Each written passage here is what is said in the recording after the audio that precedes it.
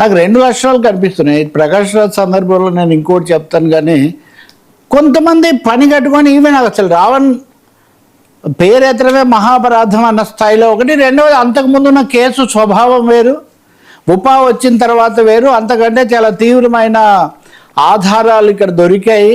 దేశ ద్రోహము జాతి ద్రోహం అయిన తర్వాత ఎలా కుదురుతుంది అని చెప్పాడు అని చెప్తున్నారు. కానీ పోలీసులు ఏం చెప్పారు? పోలీసులు కూడా తమ దాంట్లో క్లియర్గా చెప్పారు, మేము ఇంతకుముందు పెట్టిన కేసులకు ఇప్పుడు పెడుతున్నటువంటి కేసుకు తేడా ఉంది అనే విషయం పోలీసులు చెప్పారు. అంతకుముందు మేము పెట్టింది వీడియోలు వాటి ఆధారంగా పెట్టాము, కానీ ఇప్పుడు పెడుతుంది మేము లార్జర్ కాన్స్పిరసీ, ఇంకా మరింత పెద్ద కుట్ర ఇక్కడ దాగి ఉంది అని చెప్పి చెప్తున్నాడు.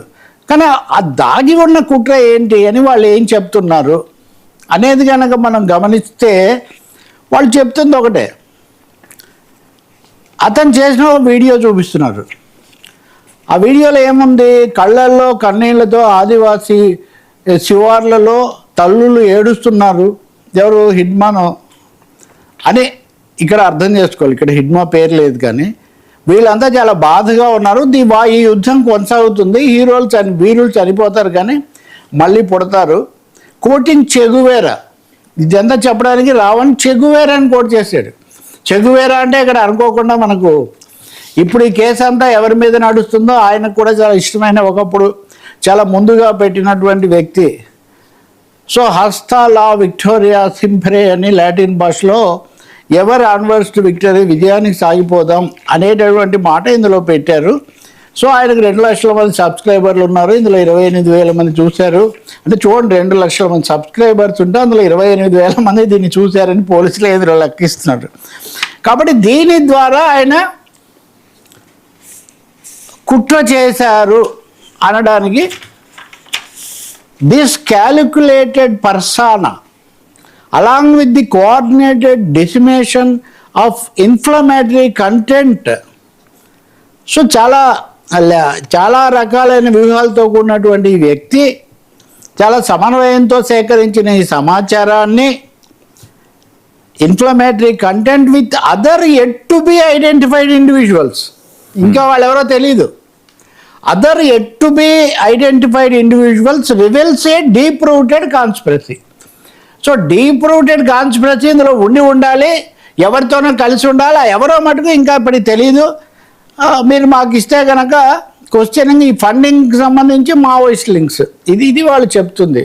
సో సందేహం ఇప్పుడు ఇక్కడ దేశద్రోహానికి ఇప్పుడు మాకు చాలా స్టన్నింగ్ ఆధారాలు దొరికాయి, చాలా షాకింగ్ ఆధారాలు దొరికాయి. అంటే వాళ్ళు చూపిస్తున్నది దీని ప్రకారం ఏం ఆధారాలు అంటే ఆ వీడియోలో అది వాడాడు, చెగువేరని కోట్ చేశాడు, యుద్ధం సాగుతూనే ఉంటుంది, వీరులను మీరు కాల్ చేస్తే మళ్ళీ ఇవన్నీ మామూలుగా చాలాసార్లు సాహిత్యంలో సినిమాల్లో అన్నిట్లో వాడేటటువంటి మాటలే.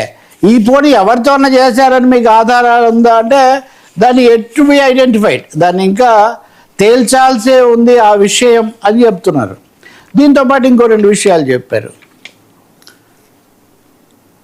సనాతన ధర్మ గురించి మాట్లాడారు. హిందువులు రాముణ్ణి అనుసరించకూడదు. ఏ విషయంలో? రాముడు సీతను అగ్ని పరీక్షకు పంపించాడు, ఇట్లాంటివి చేయకూడదు. భాష, నేను మళ్ళీ చెప్తున్నా, భాషా బూతులను వేరు. కానీ పాయింట్ ఏంటి? నిజంగా సీతను అగ్ని పరీక్షకు పంపడం అన్నది భారతీయులు రామభక్తులు ఎప్పుడు అదొక్క పని చేయకుండా ఉంటే బాగుండేదని అనుకుంటూ ఉంటారు. దానికి ఎవరేం చెప్పినా కానీ చేరవచ్చు ఇలాలిని చూసి శీల పరీక్షను కోరే రఘుపతి, అయో నిజపైనే అనుమానమా ధర్మమూర్తి రామచంద్రుని ఇల్లాలిక ఈ పరీక్ష పతియానతి తలదాలిచి అగ్ని దూకె సీత హుతవాహుడు పునీతుడై అని సాగుతుంది పాట. సరే, ఈ పాట పాడని భారతీయుడు ఎవరైనా కానీ సీతను అగ్ని పరీక్షకు గురి చేయడం ఏంటి అని ఎప్పుడో ఒకసారి అనుకోని భారతీయుడు, ముఖ్యంగా రామభక్తులు ఎవరైనా ఉంటారేమో తెలియదండి. దానికి పండితులు చాలా చాలా అర్థాలు చెప్తారు. కానీ దీనికి దుర్భాషలు ఆడింది మీరు బూతులకు మీరు శిక్షించండి. కానీ ఇవన్నీ ఇప్పుడు ద్రౌపది వస్త్రాపహరణం గురించి మాట్లాడాడండి. ద్రౌపది వస్త్రాపహరణం రోజు మన ముఖ్యమంత్రులు, మాజీ ముఖ్యమంత్రులకి అందరూ వాడుతున్నారు కదండి. రోజు ప్రజాస్వామ్య మానభంగం జరుగుతుంది, ప్రజాస్వామ్య వ్యవస్థలో ఇది జరుగుతుందని. కాబట్టి ఇవన్నీ last but not least Ravana అన్న పేరు పెట్టుకోవటం కూడా official name change from Joseph to that of figure considered embodiment of evil in Hindu belief system.